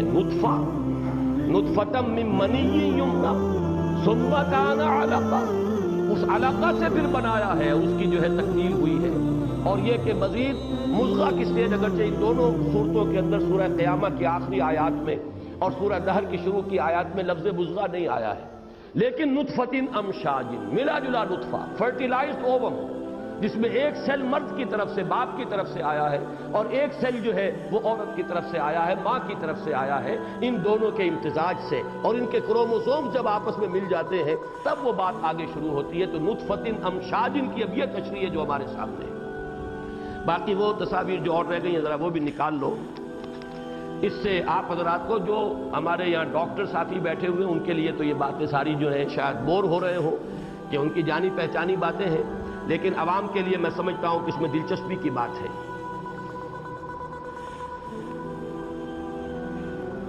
یہ سب سے اوپر جو ہے یہ 60 دن کا جنین کی تصویر ہے، اور اس میں وہ پورا حیولہ جو ہے وہ انسان کا تیار ہو چکا ہے. اس کے بعد نمبر 2 43 دن کا، بلکہ ہمیں ترتیب الٹی کرنی چاہیے تھی. یہ 43 دن، اس کے اندر جو ہے وہ 42 دن کی جو روایت آئی ہے حدیث شریف کے اندر، یہ 43واں دن ہے. اس سے پہلے کی سٹیجز جیسے کہ ابھی آپ نے مضغہ کی دیکھی تھی، وہ مچھلی کا بچہ ہو، کسی ریپٹائل کا بچہ ہو، انسان کا بچہ ہو، اس میں کوئی فرق نہیں. مضغہ جو ہے اس میں ابھی کوئی جو ہے ڈفرینشیشن نہیں ہو سکتی کہ یہ انسان کا ایمبریو ہے. لیکن یہ کہ یہاں آ کر 42ویں دن میں اب وہ بٹس جو ہے ہاتھ کے بھی نکل آئے ہیں، پاؤں کے بھی نکل آئے ہیں، وہ آنکھ کا نشان بھی نظر آ رہا ہے، جس کو کہا ہے کہ سمع اور بصر. وہ 42 دن کے اندر فرشتے کو جب 43ویں دن اللہ بھیجتا ہے تو پھر یہ کہ اس کے لیے سمع اور بصر اور اس کی جلد اور اس کی ہڈیاں وغیرہ کا نظام جو ہے وہ پروان چڑھنا شروع ہو جاتا ہے۔ اس کے بعد جو ہے وہ 47واں دن ہے، اس میں اور اس کی جو ہے اب شکل بنتی چلی جا رہی ہے۔ تو اس کے بعد 120ویں دن میں جا کر تو وہ پورا ایک بچہ ہوتا ہے، پورا ہیومن بیبی ہوتا ہے۔ وہ تو یوں سمجھیے کہ اب 4 مہینے کا حمل ہے۔ تو در حقیقت وہ حدیث جو مسلم شریف کی آج جیسا کہ میں نے آپ کو بتایا اور میری توجہ بھی اس کی طرف اس سے پہلے نہیں تھی، اس سے معلوم ہوا کہ یہ پہلے ہی 6 ہفتوں کے اندر اصل میں مضغہ اور علقہ کی ساری سٹیجز گزر جاتی ہیں، ایک ہیومن امبریو کی شکل جو ہے وہ ہو جاتی ہے، اور اس کے بعد تو یوں سمجھیے کہ پھر اب اس کے جو اعضاء کی تفصیلی تشکیل ہے۔ اچھا، اس میں جو آیا کہ ذکر والانثیٰ، اس حدیث میں آتا ہے کہ 42ویں دن فرشتہ جو ہے اللہ سے پوچھتا ہے کہ اس کو میں نر بناؤں یا مادہ بناؤں، لڑکا یا لڑکی، اور جو جہاں تک ایکسٹرنل جینیٹل آرگنز ہیں، اعضاء جو جنسی ہیں،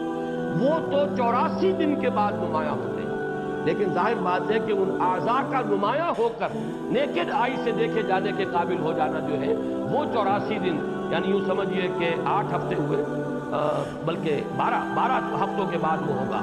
4 مہینے کے بعد جا کر اس کے اندر وہ ایکسٹرنل جینیٹل آرگنز جو ہیں ظاہر ہوں گے، لیکن انٹرنل نظام اس کا جو ہے وہ یقیناً 42ویں دن سے شروع ہوا، اور اسی کے لیے اس حدیث میں الفاظ آئے ہیں کہ فرشتہ پھر پوچھتا ہے یا رب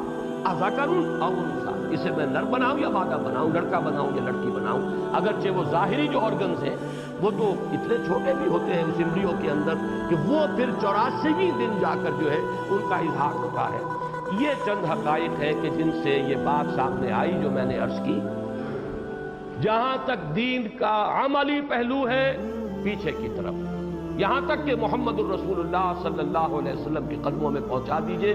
وہ شعر ہر ساتھی کو یاد ہو جانا چاہیے، بمصطفیٰ برساں خویش را کے دی ہماؤش، اگر بہو نہ رسیدی تمام خداحافظ۔ اسی طرح علم میں جہاں تک محکمات کا تعلق، ان محکمات پر ہمارے اساسات ایمانیہ کا دار و مدار ہے۔ اس میں بھی ہمارے متقدمین، پیچھے صحابہ کے اقوال، حضور صلی اللہ علیہ وسلم کے براہین، وہ سند ہوں گے آخری۔ البتہ جو یہ سائنٹیفک فینومینا ہے، اس میں آگے سے آگے بڑھے، اور یہ میں آپ سے عرض کر دوں، یہ مجرد عربی پڑھنے سے اور صرف حدیثیں اور پرانی جو ہے وہ تفسیریں پڑھنے سے یہ علم حاصل نہیں ہو سکتا۔ مجھے 2 مثالیں سامنے آ گئی، اس وقت ذہن منتقل ہو گیا، میں آپ کو بتا دوں۔ یہ جو معاملہ ہے کہ ایک جان سے بنایا اور اسی جان سے اس کا جوڑا بنایا، اب اس کے ضمن میں جو بھی روایات بعض آتی ہیں کہ وہ پسلی میں سے نکال کے حضرت آدم کے اور پھر اس کو بنایا گیا، وہ آدم حوا اس طرح بنی ہے، اب وہ بات جو ہے وہ کچھ سمجھ میں آنے والی عقل کے جو ہے قرین عقل نہیں ہے، تو اس کا مفہوم کیا ہے؟ یہ پہلی مرتبہ ڈاکٹر رفیع الدین مرحوم نے اس کی وضاحت کی۔ وجہ کیا ہے؟ ڈاکٹر رفیع الدین اگرچہ مفکر اور فلسفی کی حیثیت سے اور علامہ اقبال کے فلسفے اور فکر کے شارح کی حیثیت سے معروف ہوئے، لیکن انہوں نے FSc میڈیکل کیا تھا۔ اس وقت انہوں نے زوالوجی باٹنی پڑھی تھی، بایولوجی پڑھی تھی، وہ حقائق ان کے سامنے موجود تھے۔ انہوں نے بتایا کہ یہ جو تھرو دی ایوولوشنری پروسیس، پہلے وہ جو اینیمل ہوتا تھا ایک سیل کا، اس میں نہ میل تھا نہ فیمیل تھا، اس کی ریپروڈکشن بھی ہوتی تھی، 2 حصوں میں تقسیم ہو گیا، 2 بچے ہو گئے، وہ باپ اور ماں ختم ہوئے، باپ نہ باپ نہ ماں، وہ تو ایک ہی سیل تھا، وہ ختم ہوئے، 2 سیل بن گئے۔ ابھی کوئی ان کے اندر جنسوں کی ڈفرینسیشن نہیں تھی۔ پھر بعد ایسے اینیملز آئے ہیں چھوٹے کہ جو بیک وقت میل بھی تھے فیمیل بھی تھے، ہرمافروڈائٹ۔ اس کے بعد ڈفرینسیشن شروع ہوئی ہے ہائر اسکیل آف ایوولوشن پر، تو گویا کہ ایک جان اسی سے اس کا جوڑا بنایا۔ یہ تعبیر ڈاکٹر رفیع الدین مرحوم نے اپنی کتاب، وہ جو قرآن اور علم جدید نامی کتاب ہے، اس میں پیش کی۔ یہ کتاب میں نے پڑھوائی مولانا امین احسن اصلاحی صاحب۔ مولانا امین احسن اصلاحی صاحب غالباً مفسرین قرآن میں سے واحد مفسر ہیں جنہوں نے پھر حاشیے کے اندر حوالہ دیا اور یہ کہا کہ ڈاکٹر رفیع الدین نے جو تعبیر کی ہے، یہ جو سیکس کی ڈفرینسیشن ہے اور یہ جو مفہوم ہے، اور غور طلب بات ہے، کہیں یہ نہیں کہا گیا کہ آدم سے حوا کو بنایا، جو خلقکم من نفس واحدہ، ایک جان سے بنایا، وخلق منہا زوجہا، اس جان سے اس کا جوڑا بنایا۔ کہیں لفظ آدم نہیں آئے گا، کہیں رجل کا لفظ نہیں آئے گا قرآن مجید میں۔ معلوم ہوتا ہے کہ قرآن کے الفاظ انتہائی گارڈڈ، بالکل محتاط، جس کے اندر کہ یہ تعبیر فٹ ہو جائے گی۔ لہذا یہ تو ایک مثال تو وہ تھی مولانا اصلاحی صاحب عام طور پر مفسرین کو بھی کوٹ نہیں کرتے، سابق جو مفسرین ہیں ان کی اپنی رائے ہے، غور و فکر انڈیپینڈنٹلی کیا ہے، لیکن واحد ڈاکٹر رفیع الدین مرحوم مغفور ہے جن کا حوالہ انہوں نے دیا ہے یہ جنس کی جو ڈفرینسیشن کا پروسیس ہے، اور یہ الفاظ لکھے ہیں حاشیے کے اندر کہ اس موضوع پر مجھے سب سے زیادہ اطمینان ڈاکٹر رفیع الدین کے اس خیال سے ہوا ہے جو انہوں نے اپنی اس کتاب میں ظاہر کیا۔ ایک اور مثال آپ کو دے رہا ہوں، مولانا مودودی مرحوم مغفور، میرا جو بھی ان سے تعلق ہے وہ آپ کے علم میں ہے، میں اس وقت کسی تنقیص کے اعتبار سے نہیں، ایک واقعہ بتا رہا ہوں۔ انہوں نے چونکہ بایولوجی پڑھی نہیں تھی، وہ تو ایک عام مطالعے کے ذریعے سے معلومات انہوں نے حاصل کی ہے، کبھی وہ اسٹوڈنٹ تو رہے نہیں تھے۔ وہ ایک مغالطے میں تھے شدید کہ جیسے مرد کی منی میں سے ایک ہی مرتبہ جو ایجیکولیشن ہوتی ہے تو کروڑوں جرسوں میں ہوتے ہیں۔ یہی بات وہ لکھ گئے اسی روا روی میں کہ اسی طرح عورت کے بھی جو اس کا ایک مرتبہ جو ہوتا ہے انزال کہیں یا جو بھی کہیں، اس میں بھی لاکھوں سیل ہوتے ہیں۔ ان لاکھوں سیلوں میں سے یہ قدرت منتخب کرتی ہے، ایک اس میں سے ایک اس میں سے اس کا جوڑ ملتا ہے۔ بہرحال وہ تو اللہ تعالیٰ کی جو ایک خلاقی ہے اور اس میں جو اس کا چوائس ہے، کتنے اس کے اندر جو ہے مختلف خلیات ہیں، ان کے جینز مختلف ہوں گے، اللہ نے کون سے کو چنا ہے مرد کے ان سیلز میں سے، خلیات میں سے، اور کون سے کو چنا ہے عورت کے ان خلیات میں سے جو بے شمار ہیں، ان میں سے پھر وہ یہ کہ ایک فرٹیلائز جو ہے سیل وجود میں آیا۔ انہیں بعد میں وہ ہمارے ہی ساتھی تھے، انہوں نے توجہ دلائی، ڈاکٹر سلیم باجوہ وہ اب مرحوم ہو چکے ہیں، انہیں قتل کر دیا گیا، وہ جو صادق آباد میں پریکٹس کرتے تھے، انہوں نے خط لکھا کہ یہ آپ نے کیا لکھ دیا، یہ تو ثابت شدہ عقائد کے خلاف ہے۔ یقیناً مرد کی منی میں تو کروڑوں کہہ لیجئے جرسوں میں ہوتے ہیں، عورت کے تو رحم مادر سے وہ ایک ہی سیل چلتا ہے۔ تب انہوں نے تصحیح کی اور بعد کے ایڈیشن کے اندر اس کو بدل دیا۔ تو یہ چیزیں میں آپ کو بتا رہا ہوں کیسے معلوم، اگر جدید علوم حاصل نہ کیے ہوں تو قرآن مجید کے ان حقائق کا انکشاف نہیں ہو سکتا۔ اس لیے کہ میں نے اپنے اس کتابچے میں، آج اس کا بھی تذکرہ ہوا، مسلمانوں پر قرآن مجید کے حقوق، اس میں تدبر قرآن کے ضمن میں یہ عرض کیا ہے۔ ایک تو ہے تذکر بالقرآن، قرآن سے عام سبق حاصل کر لینا، نصیحت اخذ کر لینا، اس کے اعتبار سے تو قرآن بہت آسان کتاب ہے۔ وَلَقَدْ يَسَّرْنَا الْقُرْآنَ لِلذِّكْرِ فَهَلْ مِن مُدَّكِرٍ، ہم نے قرآن کو آسان کر دیا ہے تذکر اور نصیحت اخذ کرنے کے لیے، تو ہے کوئی نصیحت اخذ کرنے والا؟ لیکن تدبر قرآن کی شرائط بڑی سخت ہے۔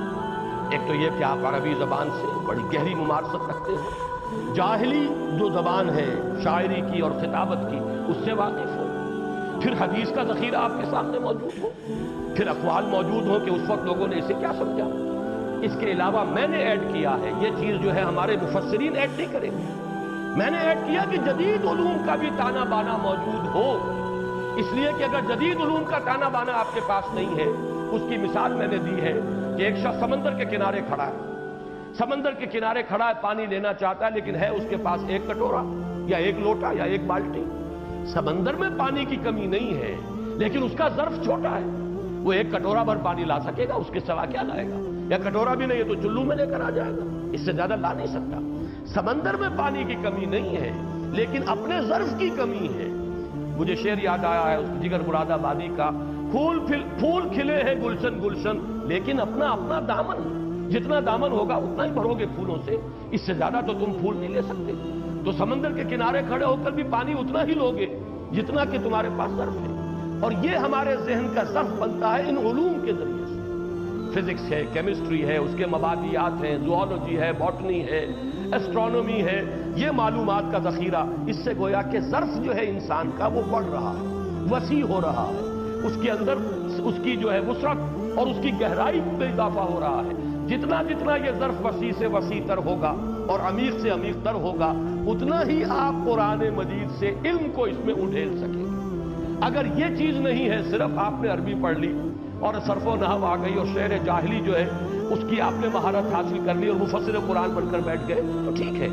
جہاں تک وہ عملی پہلو ہے دین کا اس کے بارے میں آپ بات کر سکتے ہیں، لیکن یہ جو پہلو ہے قرآن کا، اس کے بارے میں تو ظاہر بات ہے کہ اگر یہ علوم، ان کی بنیادی جو معلومات ہیں، ان کے جو مبادیات ہیں، اس کا تانا بانا جو ہے اس سے اگر آپ کے ذہن کا ظرف نہیں بنا ہے تو بہت ہی محدود جو ہے اس سے آپ حاصل کر سکیں گے، جس کا کہ میں نے آپ کو یہ دو مثالیں دے دی کہ مولانا اصلاحی صاحب بھی بایولوجی کے اسٹوڈنٹ کبھی نہیں رہے، ڈاکٹر رفیع الدین، یہ بات اچھی ہے، انہوں نے فوراً اس بات کو قبول کیا، اور ڈاکٹر رفیع الدین کہاں کیوں پہنچ سکے؟ انہوں نے ایف ایس سی میڈیکل کیا، انہوں نے وہ زوالوجی اور باٹنی پڑھی تھی، وہ ظرف ان کا بس مسلط لگتا تھا۔ اسی طرح مولانا مودودی چونکہ نہیں پڑھا تھا، غلطی کر گئے۔ ایک روا روی کے اندر وہ لاکھوں جرثومے مرد کے اور لاکھوں اسی طریقے سے لا تعداد جو ہے عورت کے ماں کے وہ بیان کر دیے، لیکن یہ بھی اچھی بات ہے جب بات سامنے آئی اس کی تصحیح کر دی۔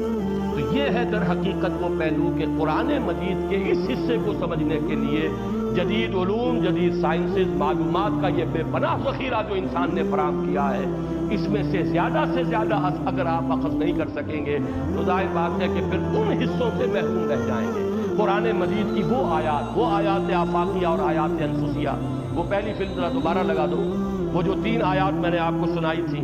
سنوریہم آیاتنا فی الآفاق وفی انفسہم حتی یتبین لہم انہ الحق، اور یہ کہ ہے یا نہیں،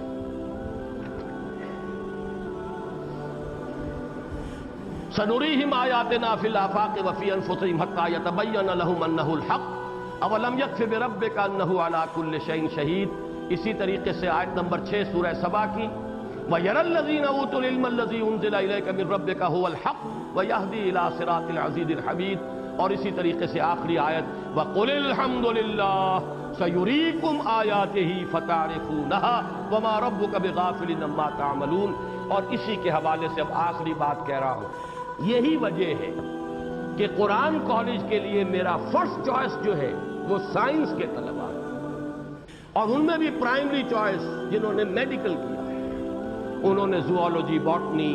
بایولوجی کے مبادیات، فزیولوجی کے بنیادی اصول، یہ کچھ نہ کچھ ان کے ذہن کے اندر خاکہ بن گیا ہے، ساتھ ہی فزکس، کیمسٹری اور یہ جو علوم جو ہے ان کا بھی کچھ نہ کچھ خاکہ بن گیا ہے۔ یہ لوگ قرآن پڑھیں گے، یہ لوگ حدیث پڑھیں گے، یہ لوگ قرآن مجید پر غور و فکر کریں گے، ان کا جو اسپیکٹرم ہے مینٹل، وہ اسپیکٹرم چونکہ زیادہ براڈ ہے، ان کا چونکہ ظرف ذہنی جو ہے وہ زیادہ وسیع اور عمیق ہے، لہذا قرآن مجید کی ہدایت علمی سے زیادہ مستفید ہو سکیں گے، خود بھی مستفید ہو سکیں گے، دوسروں کو بھی فائدہ پہنچا سکیں گے۔ اقول قولی ھذا واستغفر اللہ لی ولکم ولسائر المسلمین والمسلمات۔